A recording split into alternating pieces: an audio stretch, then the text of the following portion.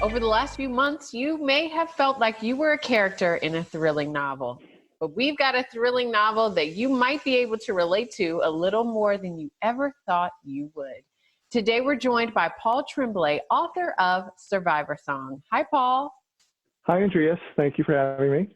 Thank you. So as I was reading about the book, I saw words that were very interesting and intriguing, especially as we think about what's going on and what has taken place in recent months. The book is described as outlining the anxiety, chaos, and grief leveled by a fast-moving pandemic of all things. So if you were to sum up your newest book, Survivor Song, what would you say about it? So Survivor Song opens in the middle of an outbreak of a super rabies virus, mainly in Massachusetts. And that's, I think, hopefully what sets the book apart from other sort of pandemic stories is, one, I didn't do it on purpose. It oddly feels a little bit like what we're going through today. But the other is that it's almost told in real time. It basically tells a story of two women over 4 to 6 hours. One who's 8.5 months pregnant, Natalie, and her best friend, Romola, who's a pediatrician. And it's basically them just trying to navigate and get help, what's going on as, society sort of breaks down during those 4 to 6 hours. Yeah, and I saw some notes as I was kind of looking at all of the positive feedback that you've been getting about this story. And it mentioned that the story has a simple solution to it, refusing the lies we tell ourselves because we think they're helping us survive. That's really thought-provoking. Can you explain what that sentiment means? Well, so I started the book in July 2018. I just want to get that out there, and finished it in October of 2019. And my sister, who's a nurse at one of the biggest hospitals in Boston, was really my biggest help in researching what the response to an outbreak would be. But within the story, the characters have to deal with, misinformation being spread on Facebook and online, or even just a lack of information and a lack of, PPE. The first time I'd ever heard that acronym was when I was in research with my sister. And it's also really about the tough decisions that Romola, in particular, the pediatrician, has to make in trying to get help for her pregnant friend who was bitten by someone who was infected by the rabies virus. That happens like within the first 15 pages of the book. So a lot of the questions that the book asks are hard ones. What are you willing to do?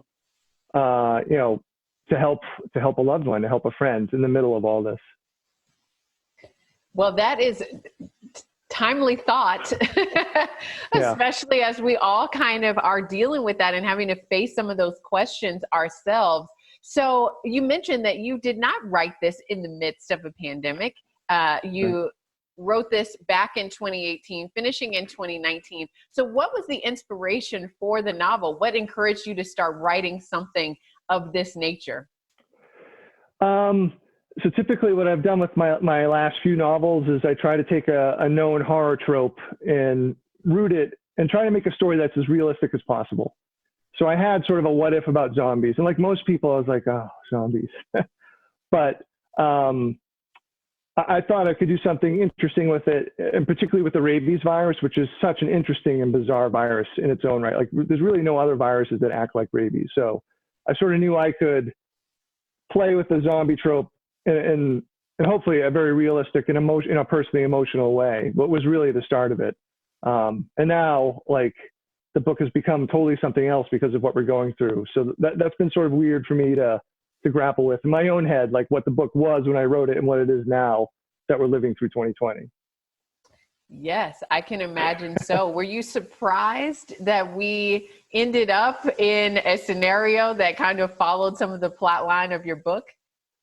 Oh, yeah. And like most people, like I've had people ask me, oh, like because you wrote this and because you're a horror writer and a fan, you were probably in a good headspace when this all started. And I was like, no. In March, when we first went in quarantine in Massachusetts, I basically spent like 2 weeks on the couch, almost like in a metaphorical fetal position, watching like Animal Planet and Mythbusters just to try to, break the cycle of anxiety. I think the one thing, that I did predict, unfortunately, and I don't think it was that hard to predict, but just the role of misinformation and and a lack of a, centralized sort of message in what the virus does and, the role of conspiracy theories, et cetera. That's something that I've been interested in as a writer for a while, just like the internet and what it does to information. Yes, absolutely. That's a big part of what's going on. And of course, it sounds like in the book, you looked at it from the perspective of people who were at home trying to figure out what to do next, and also the people who were trying to provide care in the midst of something that could potentially harm and kill them as well. So you're the author of many books: Growing Things, The Cabin at the End of the World, Disappearance at Devil's Rock, and even No Sleep Till Wonderland. So how does this book differ from what you've written in the past? So my 3 prior horror novels, A Head Full of Ghosts, Disappearance at Devil's Rock, which you mentioned, The Cabin at the End of the World, those 3 deal with families in sort of crisis. And then there's a ambiguous supernatural element that hangs over each of those 3 books.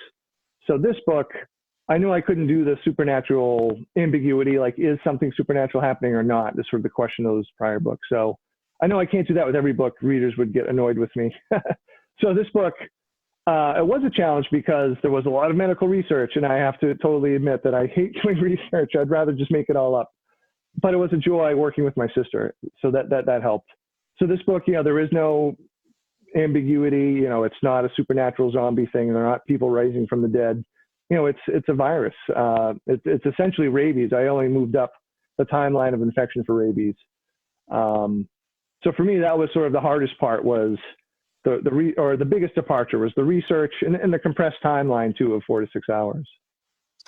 Well, I think it's such an interesting time frame to have a book like this that in some ways could assist some of us dealing with the many different thoughts and the grief in some ways that come along with the pandemic. So I'm excited to dive in, to read through the pages, but hopefully not to be too horrified as we kind of look at, what's next for us. So thank you so much for being with us.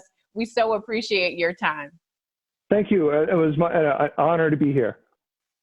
For those of you who are interested in learning more about Survivor Song or purchasing your own copy, we'll post more information on our website at WTVR.com/BTM.